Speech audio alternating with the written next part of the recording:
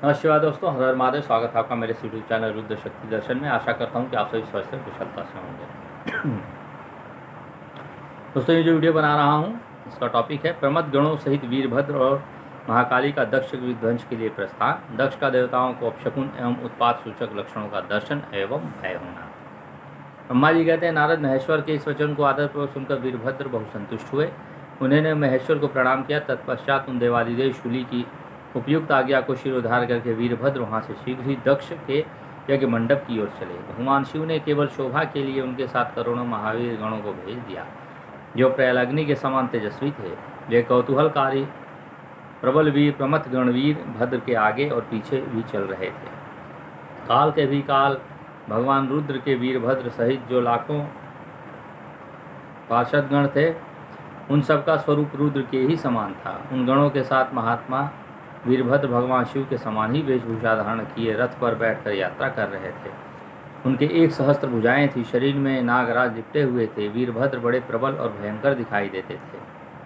उनका रथ बहुत ही विशाल था, उसमें 10,000 सिंह जोते जाते थे, जो प्रयत्नपूर्वक उस रथ को खींचते थे। उसी प्रकार बहुत से प्रबल सिंह, शार्दुल, मगर, मत्स्य और सहस्त्र हाथी उस रथ के पार्श्वभाग की रक्षा करते थे। काली, कात्यायनी, ईशानी, चामुंडा, मुंडमर्दिनी, भद्रकाली, भद्रा, त्वरिता और वैष्णवी, इन 9 दुर्गाओं के साथ तथा समस्त भूतगणों के साथ महाकाली दक्ष का विनाश करने के लिए चली। डाकनी, शाकनी, भूत, प्रमथ, गुह्यक, कुष्मांड, परपट, चटक, ब्रह्म राक्षस, भैरव तथा क्षेत्रपाल आदि ये सभी वीर भगवान शिव की आज्ञा का पालन एवं दक्ष के यज्ञ का विनाश करने के लिए तुरंत चल दिए।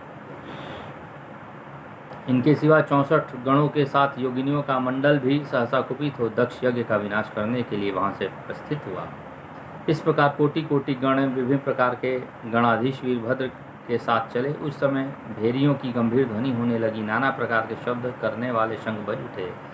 भिन्न भिन्न प्रकार की सींगे बजने लगी। महामुनि सेना सहित वीरभद्र यात्रा के समय वहाँ बहुत से सुखद शकुन होने लगे। इस प्रकार जब प्रमथ गणों सहित वीरभद्र ने प्रस्थान किया, तब इधर उधर दक्ष तथा देवताओं को बहुत से अशुभ लक्षण दिखाई देने लगे। देवर्षय यज्ञ विध्वंस की सूचना देने वाले त्रिविध उत्पात प्रकट होने लगे। दक्ष की बाईं आंख, बाईं भुजा और बाईं जांघ फड़कने लगी। तात वाम अंगों का वह फड़कना सर्वथा अशुभ सूचक था और नाना प्रकार के कष्ट मिलने की सूचना दे रहा था। उस समय दक्ष यज्ञशाला में धरती डोलने लगी। दक्ष को दोपहर के समय दिन में ही अद्भुत तारे दिखने लगे। दिशाएं मलिन हो गई। सूर्यमंडल चितकबरा दिखने लगा। उस पर हजारों घेरे पड़ गए, जिससे वह भयंकर जान पड़ता था। बिजली और अग्नि के समान दीप्तिमान तारे टूट टूट कर गिरने लगे और भी बहुत से भयानक अपशकुन होने लगे। इसी बीच में वहाँ आकाशवाणी प्रकट हुई, जो संपूर्ण देवताओं और विशेषतः दक्ष को अपनी बात सुनाने लगी।